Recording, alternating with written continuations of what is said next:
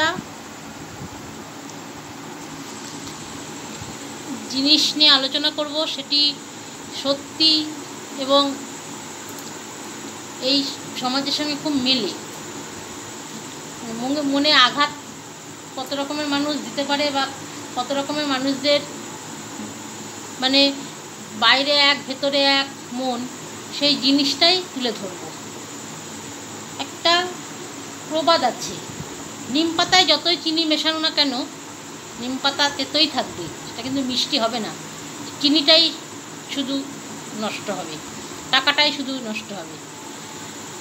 সেরকমই মানুষকে যতই তুমি ভালোবাসো না কেন, মানুষকে যতই তুমি পাশে থাকো না কেন, মানুষকে যতই তুমি উপকার করো না কেন, মানুষ কিন্তু সেই একই থাকবে। তুমি তোমার সঙ্গে এমন ব্যবহার করলো ওই সময়টা, মনে হবে মানুষ কত বদলে গেছে, খুব ভালো মানুষ ওটা। যেই তুমি পেছন ফিরলে তোমার নামে সমালোচনা শুরু করে দিল। কেন? কোনো মানুষ আপন হবে না, এটা শুধু শুধু বৃথাই চেষ্টা। আপন কখনো পর কখনো আপন হয় না, আপন কখনো পর হবে না, পর কখনো আপন হবে না। জীবনে চলার পথে অনেকেই কষ্ট দেবে, সে তো অনেকে বেইমানি করবে, অনেকে বিশ্বাসঘাতকতা করবে, অনেকে ভালোবাসার নামে অভিনয় করবে, বন্ধুত্বের সুযোগ নিয়ে তোমায় ব্যবহার করবে। তবে জীবনে সব কিছু ইগনোর করে এগিয়ে যাও, দেখবে সবাই তোমার পেছনেই পড়ে থাকবে।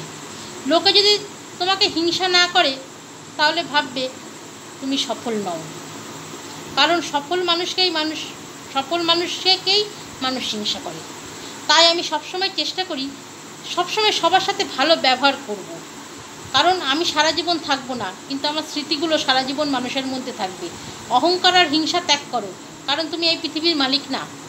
একটা কথা বলি, শেষ করব, সেটি হলো ভেঙে যাওয়া বিশ্বাস আর কেটে যাওয়া ছোটোবেলা কোনোদিনই ফিরে আসে না। একদমই সত্যি কথা। তাই এমন মানুষের সঙ্গে ব্যবহার করো না যে সারা জীবন একটা মনের মধ্যে বিতৃষ্ণা নিয়ে চলতে হয় রাস্তাঘাটে। বিশেষ করে এমন অনেক মানুষ আমাদের পাড়া প্রতিবেশীতেই, আমাদের প্রতিবেশীদেরই মধ্যে দু একটা ফ্যামিলি রয়েছে এরকম, তোমার সঙ্গে এমন মিশবে তোমাকে ছাড়া চেনেই না, মানে যত কিছু দরকার দিদি দিদি দিদি করে ডাকবে, দিদি আমাকে একটু লঙ্কা দেবা, আমাকে একটু এই দেবা, আমাকে একটু সেই দেবা, এমন ব্যবহার করবে। সব কিছু পাওয়া হয়ে গেল, ব্যাস তখন আর দরকার নেই দিদিকে। মানে কত রকমের স্বার্থপর বেঈমান মানুষ পৃথিবীতে রয়েছে, সে একটা মাত্র সপ্তাহে এইখানে 2-3টে পরিবারের দেখলে বোঝা যায় তারা যে কত রকমের স্বার্থপর, কত রকমের বেঈমানিগিরি করতে পারে, মানুষকে যে কত রকমভাবে ব্যবহার করতে পারে, সেটা ওদের কাছ থেকে শিখতে হয়। তাও শিখতে পারবেন না, ওরা স্বার্থপর বেঈমান, বহুরূপিত, নানা রকম রূপে চলে। এই আপনার সঙ্গে ভালো ব্যবহার করছে, পরক্ষণে দেখবে নিম পাতার মতো, ওই যে নিম পাতা, যতই চিনি দাও না কেন এরা নিম পাতার মতো। এদের একটা ধর্ম, যতই চিনি দাও না কেন, যতই জন্মানোর সময় মধু দাও না কেন, যতই বিয়ের সময় মধু ঢোকাও না কেন, এদের মুখ দিয়ে কখনো মিষ্টি কথা বেরোবে না, এদের তেতোই থাকবে। এদের এটা ধর্ম, স্বভাব যায় না মূলে, এদের এটা স্বভাব। মানুষের সঙ্গে খারাপ ব্যবহার করব, মানুষের সঙ্গে স্বার্থপরতা করব, মানুষের সঙ্গে বেইমানি করব, মানুষকে কি করে দূরত্ব সৃষ্টি করব স্বামী স্ত্রীর মধ্যে, কী করে তাদের একটা সুন্দর সংসার তাদের ভেঙে দেবো, এইটা হচ্ছে তারা প্ল্যান করে, ষড়যন্ত্র করে। এরা হচ্ছে সমাজের সবাই, কেউ যে ভালো বলবো না, সবাই এই জিনিসটার মধ্যে, সবাই এই জিনিসটা নিয়ে চলে। কিন্তু আমাদের পাড়া প্রতিবেশীদের মধ্যে 2জন ফ্যামিলি আছে, সেটা হচ্ছে সবচেয়ে ওপরের স্থানে। তারা করে, আবার পরেক্ষণে ঠিক হয়ে যায়। কিন্তু এদের দ্বারা কোনো দিন সম্ভব না। এরা নিজে যদি নাও পারে, সন্তানের দ্বারা শুরু করবে, সন্তানকে পাঠিয়ে সেরকমভাবে কীভাবে আদায় করতে হয় সেই চেষ্টা করবে। এমন করে মাথার মধ্যে বলবে, ঢুকে যা মাথার মধ্যে, যাতে সে তাকেই শুধু দেখবে, আর আদার্স কে ঢুকলো, কে বেরিয়ে গেল, কে চুরি করলো দেখার দরকার নেই, তার মেয়েকেই দেখার জন্য সে পাগল হয়ে যাবে। সে এমনভাবে তার মাথার মধ্যে ব্রেন ওয়াশ করবে, সে ব্রেন ওয়াশ দেখি না ধরা পর্যন্ত, মানে ততক্ষণ পর্যন্ত ঘুমড়াতে শেষ হতে হবে, ডিপ্রেশনে চলে যেতে হবে। বুঝতে দেবে না তো, যার মাথা চিবাচ্ছে সেই তো বুঝতে দেবে না যে ওর মা এসেছিলো, এসে আমার মাথা চিবিয়েছে, বুঝতে দেবে না তো।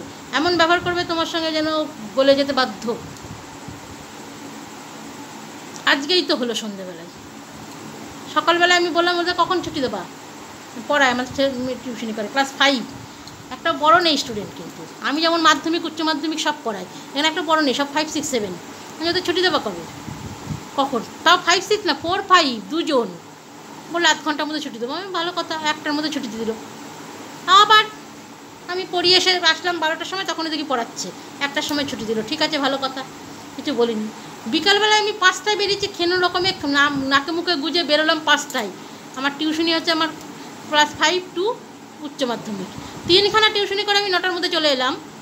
আর এখানে দেখি পড়াচ্ছে। আমার তখন হয়ে গেছে মাথা গরম। ছিল গামছাটা, আমার গামছাতে ঘাম মুছেছো? তুমি জানো না আমি পছন্দ করি না আমার ঘাম মোছা, আমার গামছা দিয়ে। তুমি আমার গামছাতে ঘাম মুছেছো কেন? সেই গামছা আমি নিয়ে গিয়ে বাথরুমে ধুয়ে আমি রেখে দিলাম। এটা আমার নয়, ঘাম মুছতেই পারে, সেটা কোনো ব্যাপার না। আমার আরও নতুন গামছা আছে, আমি বের করে নিতে পারবো, সেটা আমার কোনো ইয়ে না। রাগ হচ্ছে আমার ওদের দুজনকে দেখে। 4, 5কে দুবেলা পড়ানোর কী আছে? মানুষ মাধ্যমিক উচ্চ মাধ্যমিক দুবেলা পড়ায় না। মাধ্যমিক পরীক্ষা 7 দিন আগে মাস্টারমশাইরা বলে আর পড়াবো না, তোরা বাড়িতে পড়। সেখানে কোনো পরীক্ষা নেই, কিছু নেই। সেই একটা তো স্কুলেও যায় না, 9টার সময় আসবে, 1টার সময় উঠবে, 5 ঘন্টা পড়লো। আবার সেই দুজনই এসছে 6টা থেকে 8:30। তো কোনো মানে হয় না তো, এইসব রাখতে হবেই। এই নিয়ে যদি আবার কিছু বলি বা ফেসবুকে লিখি, সেটা কি কোনো লেখা আমার কি সেটা গুরুত্বপূর্ণ নয়? এটা কি যুক্তিযুক্ত নয় লেখাটা? তাই নিয়েও কোনো সবাই মিলে যদি এখন আমার সঙ্গে ভুল বোঝে, সেটা তো আমি এর জন্য দায়ী নয়। এটা তো আমাকে পরিস্থিতি বদল করছে, পরিস্থিতি লিখতে আমাকে বাধ্য করছে। তার জন্য যদি এখন সবাই যদি বলে যে এই তোমার বউয়ের কি মাথা খারাপ, তোমার বউ এগুলো লেখে কেন, তাহলে তার মাথা খারাপ, আমার কোনো মাথা খারাপ নয়। আমি পরিস্থিতি চাপে পড়ে এটা লিখতে বাধ্য হয়েছি।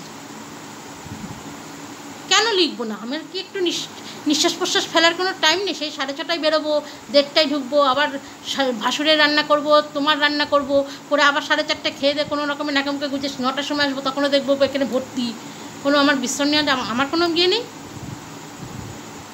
তাও তো পড়ো ক্লাস 4, 5, একটাও তো বড় নেওয়ার মুরদ নেই। একটা তো বড় সায়েন্স পড়ানোর, মাধ্যমিকের সায়েন্স পড়ানোর তোমার যোগ্যতা নেই, কিন্তু মাধ্যমিকের ইতিহাস পড়াও। তার আবার এত অহংকার কী থাকবে রে? কী আবার গ্রামার করায়?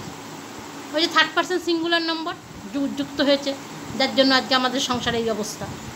অনেক কথা বললাম, বন্ধুরা পড়বেন, যদি ভালো লাগে কমেন্টে জানাবেন। ধন্যবাদ।